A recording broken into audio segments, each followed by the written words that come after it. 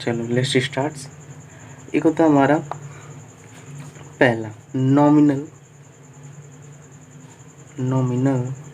Shear stress.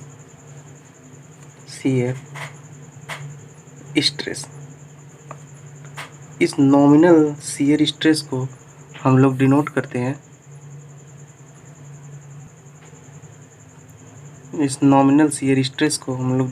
हैं tau we से। ठीक है। अच्छा, ये नॉमिनल शियर स्ट्रेस और एक होता है हमारा नॉमिनल शियर स्ट्रेस से पहले जो हम डिनोट करते हैं जिसे उसे बोलते हैं शून्य कर्तन प्रतिबल। अच्छा, ये शून्य कर्तन प्रबलन, ये जब मैं उसकी टोटल डिजाइनिंग बताऊंगा तो उसमें उसको एक्सप्लेन कर दूंगा। पहले नॉमिनल शियर स्ट्रेस देखते हैं। ये नॉमिनल शियर स्ट्रेस जो होता है हमारा मतलब मिनिमम, सबसे जो हमारी धरन है, बीम है या लिंटल है, उसमें जो स्लैब, उसमें जो शियर आ रहा है सबसे नॉमिनल कम, ये जो टाउ वी की बात करते हैं नॉमिनल। जैसे एग्जांपल अगर मैं बात करूं, मेरी एक कोई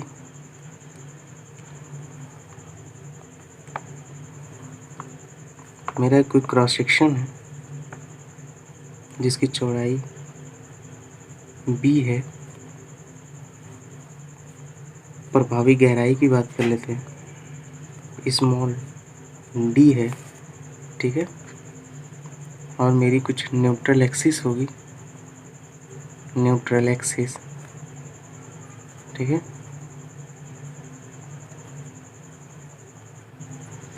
अब मैं बात करता हूँ मेरा जो इसका डायग्राम जो बनता है कंक्रीट के लिए, वो आपको भी पता है,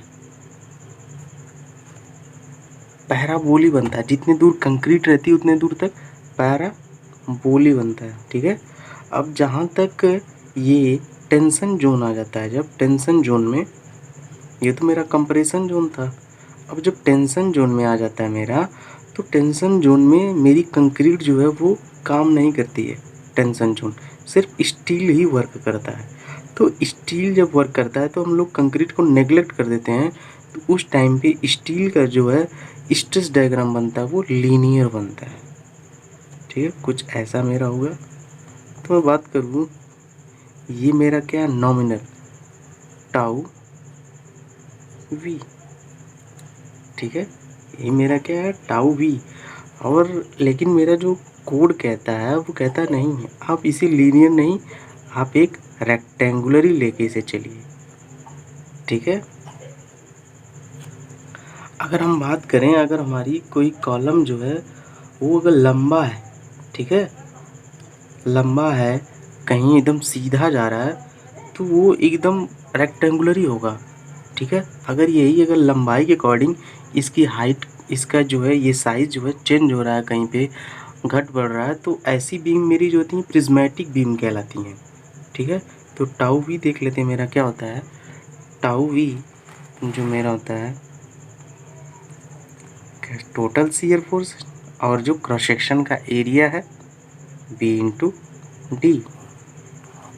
ये नॉमिनल शियर स्ट्रेस जो है हम लोग किसी भी जब शियर स्ट्रेस की डिज़ाइन करते हैं बीम में कि शियर कितना आ रहा है, कर्तन कितना हो रहा है, तो सबसे पहले हम लोग नॉमिनल शियर स्ट्रेस ही निकालते हैं। ठीक है।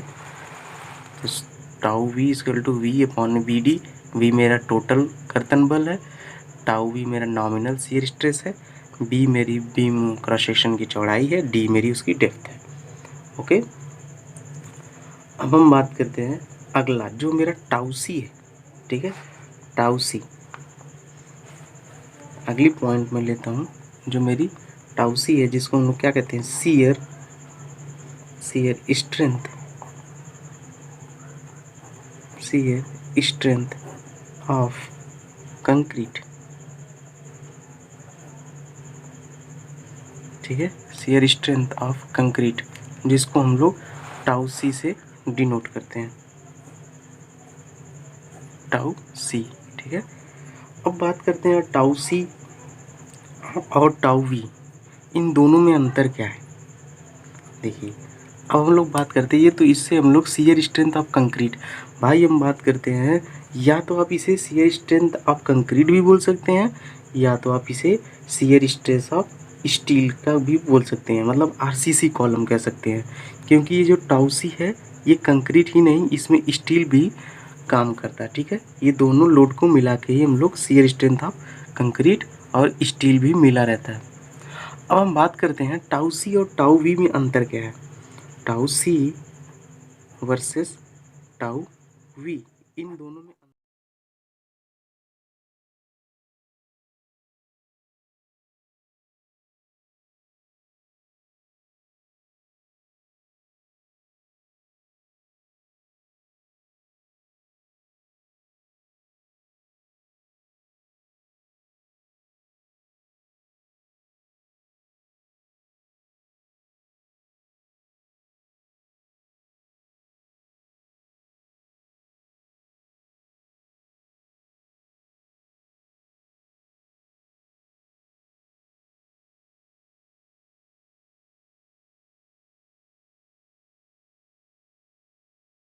इससे ज़्यादा अगर कम सीयर हुआ तो फेल हो जाएगा।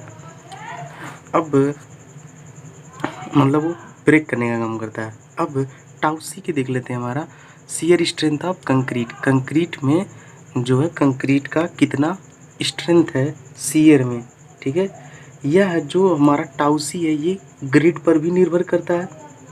ठीक है, और परसेंटेज ऑफ स्टील पर भी निर्भर करता है। टाउ सी कैसे निर्भर करता है, देखिए, अगर मेरा परसेंटेज का फार्मूला क्या होता है, परसेंटेज ऑफ स्टील का tau V percentage of, and अगर मैं कहूँ tau A S C. T निकालिए, ए एस तो टी का परसेंटेज, जो हमारा तो फार्मूला टाउ क्या सी होता है, होता ए है एस टी ये अपॉन क्या करता है, बी ये इंटू बचाने की डी ताकत का काम इंटू करता है 100। स्टील में। ये और मेरा होता है कंक्रीट दोनों फार्मूला मिल के ये परसेंटेज के लिए। जो क्रॉस सेक्शन ठीक है, होती है हमारी बीम की, दोनों बचाने का ये होता काम है करते हैं। परसेंटेज निकालने के और लिए। टाउ वी अब जो अगर मैं है बात करूँ ये आपसे हमारा कि भाई ये नॉमिनल है, परसेंटेज मतलब अगर मिनिमम है। बढ़ेगा, इस पे परसेंटेज की वैल्यू, ये ब्रेक मान लो का भी अगर काम परसेंटेज करता है। ऑफ ए ठीक एस है, टी मतलब ये तोड़ने वाली सामर्थ हो गई टाउ मेरा वी, आया टाउ सी बचाने वाली 1.2, सामर्थ हो गई। ठीक है, ठीक है, अगर ये तो यही इन 1.2 दोनों आ में रहा है डिफरेंस तो ये है। परसेंटेज और ऑफ स्टील आगे की देखते वैल्यू, हैं। तो टाउ सी की भी वैल्यू बढ़ रही है।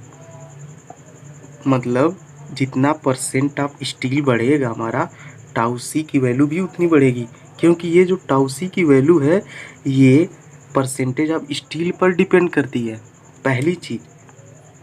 दूसरी चीज़, ये टाउ सी की वैल्यू हमारा ग्रेड ऑफ कंक्रीट पर भी डिपेंड करती है।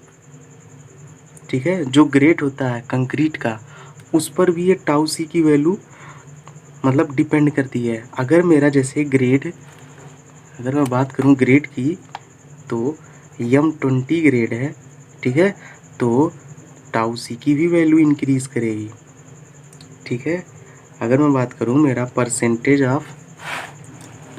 ऑफ AST बढ़ रहा है तो टाउ सी की वैल्यू भी बढ़ रही है। अगर परसेंटेज मैं बात करूँ, अगर मेरा कैरेक्टरिस्टिक स्ट्रेंथ FC ये भी अगर बढ़ रही है तो टाउ सी की वैल्यू भी इंक्रीज़ करेगी। ठीक है, तो हमारा परसेंटेज ऑफ AST जब इंक्रीज़ करेगा तो टाउ सी की वैल्यू भी इंक्रीज़ करेगी। मतलब बात करें हमारी टाउ सी की वैल्यू जो है परसेंटेज ऑफ स्टील पर डिपेंड रहती है, और कंक्रीट का जो कैरेक्टरिस्टिक स्ट्रेंथ होता है FC उस पर भी डिपेंड रहती है टाउ सी की वैल्यू। ठीक है, मतलब इन दोनों से ही हमारा जो है शियर स्ट्रेंथ ऑफ कंक्रीट मतलब टाउ सी, ठीक है, आगे करता बढ़ता रहता है। तो हम बात कर लेते हैं, एक इसके एग्जांपल्स भी देख लेते हैं। अच्छा, ये जो है टाउ सी की वैल्यू और परसेंटेज ऑफ AST की वैल्यू आप अपनी बुक में आई एस कोड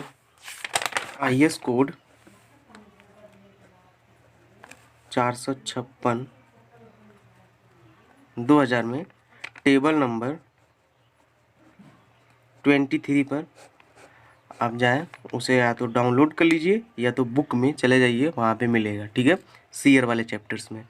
ओके, तो हम बात कर लेते हैं इसके एक दो एग्जांपल्स। जैसे हमें कोई क्वेश्चन दे रखा हो जैसे ले लेते हैं, तो हम लोग ये नेक्स्ट एग्जांपल्स देख लेते हैं।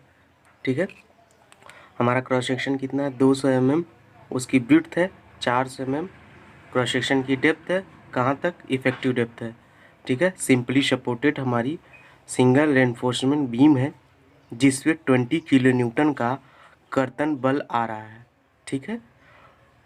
खंड में धरण खंड में नॉमिनल कर्तन प्रतिबल ज्ञात कीजिए। स्टील का क्षेत्रफल 960 mm² है, ठीक है। तो हम सॉल्यूशन कर लेते हैं इसका। सॉल्यूशन, अब हमें गिवन क्या क्या है, गिवन है बी की वैल्यू कितनी है 200 mm²,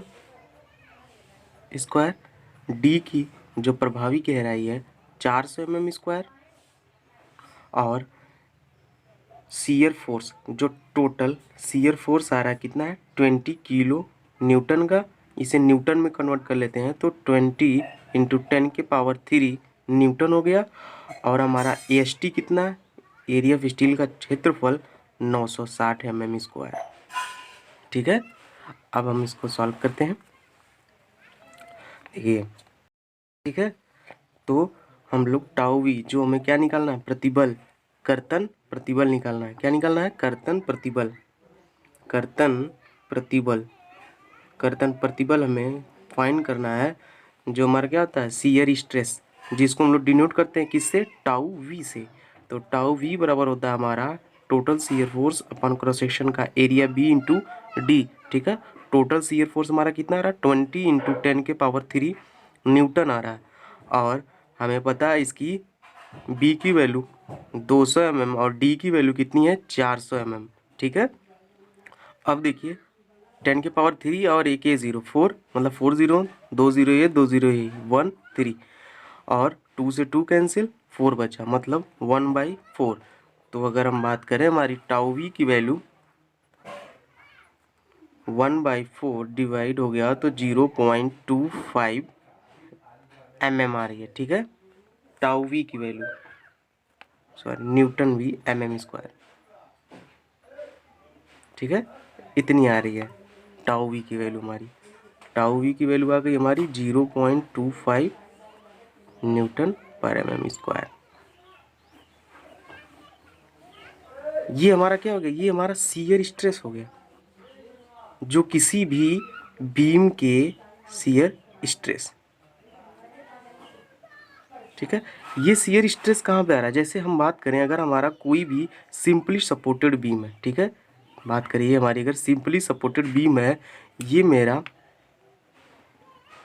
स्टील है मेन बार, ठीक है। तो जो शियर स्ट्रेस आ रहा है जो टाउ वी, वो कितना आ रहा है 0.25 न्यूटन प्रति mm² के हिसाब से आ रहा। तो हम लोग इसी को ही दूर करने के लिए जो नॉमिनल आ रहा है, ठीक है, क्या करते हैं उसके लिए स्ट्रिप्स का यूज़ करते हैं। आगे स्ट्रिप्स बता रहा हूँ कैसे यूज़ होता है, ठीक है। अब हम लोग चेक कर लेते हैं परसेंटेज ऑफ स्टील। तो परसेंटेज ऑफ स्टील मैंने बताया था वो डिपेंड किस पे होता है, टाउ सी पे, ठीक है। ग्रेड भी डिपेंड रहता है, तो ठीक है। अब हमें उसको परसेंटेज ऑफ स्टील को भी फाइंड कर लेते हैं। और हमारा यहाँ पे ग्रेड भी दिया था, ग्रेड दिया था FCK 15, ठीक है। तो FCK 15, ठीक। हम उसको आगे देख लेते हैं क्या था हमारा परसेंटेज ऑफ स्टील। फार्मूला क्या था AST/B × D × 100, ठीक है। तो P परसेंटेज निकालेंगे जब हम लोग, हमको एरिया दिया है कितना हमारा 960 है, ठीक है। B की वैल्यू हमारी कितनी है, B की वैल्यू हमारी दे रखा है 200 mm और D की वैल्यू 400 दे रखा है, ओके, इंटू 100। इसको 2 से 2 ये कटा, ठीक है, 1 0 1 0 ये, टोटल इसको सॉल्व करेंगे 96/20, ये आ जाएगा मेरा 1.8%, सॉरी 1.8% नहीं 1.2% आ रहा है, ठीक है। इतनी वैल्यू मेरी आ रही है। कितना आ रहा है परसेंटेज ऑफ स्टील, इसको टोटल सॉल्व करेंगे आप तो 1.2% आ रहा है, ठीक है। अब ये परसेंटेज मेरा तो आ गया, ठीक है। आपको अपनी जो शियर का चैप्टर है उसमें जाइएगा, टेबल नंबर 23 या आप IS कोड की बुक में जाइएगा, वहाँ पे टेबल नंबर 23 देखेंगे तो आपका कुछ ऐसा ही दिया है, टेबल नंबर 23, ठीक है। तो आप इसमें ये देखिए आपका ये परसेंटेज इस्पात है, ठीक है। तो हमें ये यहाँ से टाउ सी की वैल्यू पता चलेगी, किसकी, टाउ टाउ सी की वैल्यू क्या है, जो हमारा था क्या, कंक्रीट स्ट्रेंथ था, ठीक है। अब देखेंगे हम लोग परसेंटेज में जाएंगे, ठीक है, यहाँ पे ढूंढेंगे परसेंटेज कितना आया है, हमारा कितना है 1.2 है, ये 1.2 हमारा परसेंट है, ठीक है। यहाँ पे आया हुआ है हमारा परसेंट 1.2%, तो ये 1.2% आया है। अब यहाँ पे देखेंगे ग्रेड, हमें ग्रेड कितना दे रखा था, जो एफ सी के की वैल्यू थी, ये ग्रेड M15 दे रखा था, ठीक है। तो M15 में हम जाके चेक करेंगे, वहाँ तक आएंगे, ठीक है। M15 में, तो M15 में 20 के सीधे जाएंगे तो 0.40। अब यहाँ से टाउ सी की जो वैल्यू है वो मेरी कितनी आ जाएगी, टाउ सी की वैल्यू 0.40, ये आ गई न्यूटन पर mm², ठीक है। ये टाउ सी हमारा क्या था, शियर स्ट्रेंथ ऑफ कंक्रीट, ठीक है। टाउ सी हमारा क्या था, shear strength of concrete, okay. अब कभी कभी क्या होता है, ये जो मेरा 1.2 आया है, ठीक है, ये कभी कभी इसकी वैल्यू जो है 1.22 आ जाए, जैसे 1.22 आ जाए, तो इन दोनों के बीच में आ जाएगी। तो अब वैल्यू इन दोनों के बीच में क्या लेंगे, तो इन दोनों के बीच में हम लोग इंटरपोलेशन मेथड का यूज़ करते हैं। कौन सा, इंटरपोलेशन मेथड। तो इंटरपोलेशन मेथड में आगे उसको कंटिन्यू करते बताता चलूँगा। अब हम लोग बात करते हैं अगली टॉपिक, जो हमारी तीसरी पॉइंट हमारा क्या है, तीसरा पॉइंट है हमारा maximum shear strength of concrete. क्या है, maximum shear strength of concrete, ठीक है, जिसको हम लोग किससे डिनोट करते हैं, टाउ सी मैक्स से, ठीक है। हम लोग इसको टाउ सी मैक्स से डिनोट करते हैं। आपको मैं एक बात बताऊं, जो अभी आपने पीछे टाउ वी की वैल्यू जो निकाली है ना, फाइंड की है, ये क्या होता है, अब ये देखिए टाउ वी और टाउ सी मैक्स, इन दोनों में डिफरेंस एक बार देख लेते हैं हम लोग। टाउ वी और टाउ सी मैक्स, ठीक है, इन दोनों में देख लेते हैं। अगर हमारा टाउ वी जो है, ठीक है, इसका मान टाउ वी का टाउ सी मैक्स से ज़्यादा आ जाता है, ठीक है, टाउ वी का मान टाउ सी मैक्स से ज़्यादा आ जाता है, तो ऐसे कंडीशन में हम लोग जो हमारा क्रॉस सेक्शन होता है ना, धरन का हमारा क्रॉस सेक्शन होता है, जो खंड होता है, जो ये होता है B/D, ठीक है, तो हम लोग इसकी साइज जो है बढ़ा देते हैं। जैसे इसकी साइज कितनी है, 200 गुणे 400 mm में, ठीक है। उसके बाद भी टाउ सी मैक्स से मेरी टाउ वी की वैल्यू जो है ज़्यादा आ जा रही है, तो हम लोग उस समय ये साइज़ को इंक्रीज़ कर देते हैं, बढ़ा देते हैं, चाहे 250 कर लीजिए इसको या 500 कर लीजिए, ठीक है, ऐसे इंक्रीज़ कर देते हैं, ठीक है। वो चीज़ आगे क्वेश्चन सॉल्व करेंगे और अच्छे से क्लियर हो जाएगा। तो अब बात आती है टाउ सी मैक्स की वैल्यू हम लोग कहाँ से पता करेंगे, टाउ वी की वैल्यू पता कर ले रहे हैं, टाउ सी की वैल्यू पता कर ले रहे हैं, तो टाउ सी मैक्स की वैल्यू कैसे पता करेंगे, ठीक है, कैसे फाइंड करेंगे टाउ सी की वैल्यू, ठीक है। तो आगे देखते हैं इसको, टाउ सी की वैल्यू कैसे निकालेंगे। टाउ सी की वैल्यू को निकालने के लिए हमें एक टेबल गिवन रहता है, ठीक है, टेबल गिवन रहता है, वो भी टेबल उसी के आगे होगा, जस्ट 23 के आगे ही, टाउ सी मैक्स, ये भी IS कोड 456/2000 मिल जाएगा, ठीक है। इसकी यूनिट भी न्यूटन पर mm² होगी, ठीक। अब टाउ सी मैक्स की वैल्यू आप ज्ञात कैसे करेंगे, तो आपके बुक में ऑलरेडी एक टेबल उसने गिवन कर रखा है, ठीक है। पहला उसने धरन के लिए दे रखा है, दूसरा स्लैब के लिए, जब आप स्लैब की डिज़ाइनिंग करेंगे हम लोग, ठीक है। धरन के लिए कितना दे रखा है, मोटा मोटा देख लेते हैं हम लोग। M15 के लिए, M20 के लिए, M25 के लिए, M30 के लिए और M35 के लिए, ठीक है। इतना हम देख लेते हैं, आगे आप देख सकते हो इसे। अब देखिए M15 के लिए कितना है, 1.6 है, M20 के लिए 1.8 है, M25 के लिए 1.9 है, M30 के लिए 2.2 है, M35 के लिए 2.3 है। स्लैब के लिए देख लेते हैं, 0.8 है 15 के लिए, M20 के लिए 0.9 है, M25 0.95, M30 के लिए 1.1 है, M35 के लिए 1.15 है, ठीक है। और अगर इससे ज़्यादा मेरा ग्रेड हो M40 का, ठीक है, या उच्च हो, तो वहाँ पे 2.5 ले लेंगे। उसके लिए धरन के लिए, स्लैब के लिए ले लेंगे 1.25। ओके। अच्छा, कभी कभी ये होता है कि ये आपसे पूछ लेता है कि ये कैसे निकाला जाता है जनरली, जो IS कोड होता है जनरली निकालने का, वो इसको निकालने के लिए टाउसी मैक्स 0.62 √FCK, ठीक है, इसी का फार्मूले का यूज़ हो लो सो करते हैं या जनरली निकाला जाता है इसी से, ठीक है। आप इसे निकाल सकते हैं, ये कोई फिक्स चीज़ नहीं है, लेकिन आप इससे आसानी से इसे क्रॉस निकाल सकते हैं। अगर आप भूल भी गए हैं या कंपटीशन के एग्ज़ाम्स है उसमें भी भूल गए हैं, फिर भी आप यहाँ से निकाल सकते हैं टाउसी मैक्स, ठीक है। तो आज का टॉपिक यही तक। ओके, अगला अभी स्टेप्स और आगे डिज़ाइनिंग स्टेप्स कराऊंगा, तो आगे उसको और अच्छे से एक्सप्लेन करते चलेंगे हम लोग, ठीक है। तो ये था मेरा क्या था, टाउई और टाउसी एंड टाउसी मैक्स। हमने इन तीनों चीज़ों के बारे में ध्यान से देख लिया, ठीक है। अब वीडियो को रिवाइज करके टाउवी, टाउसी, टाउसी मैक्स एक बार देख लीजिएगा, जब आप कैलकुलेशन करेंगे बहुत अच्छे से समझ में आएगा, ठीक है। ओके।